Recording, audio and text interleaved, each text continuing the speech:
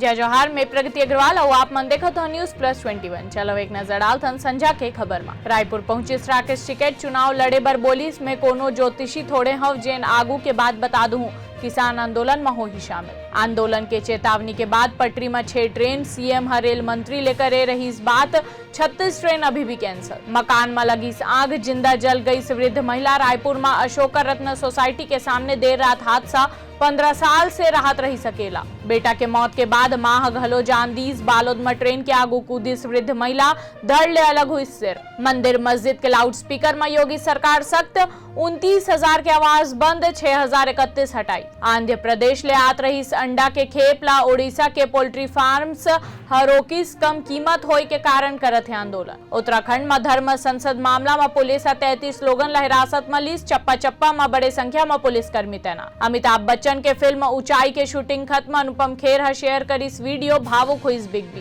Petroleum पदार्थ में VAT घटाई के मसला में पीएम नरेंद्र मोदी और सीएम ममता बनर्जी में तकरार। केंद्रीय विद्यालय क्लास 1 में एडमिशन पर उम्र सीमा 6 साल ही रही। सुप्रीम कोर्ट हा खारिज की इस याचिका। ऐसने तमाम जानकारी बर देखत रहो न्यूज प्लस 21 आप मन के हक के बाद।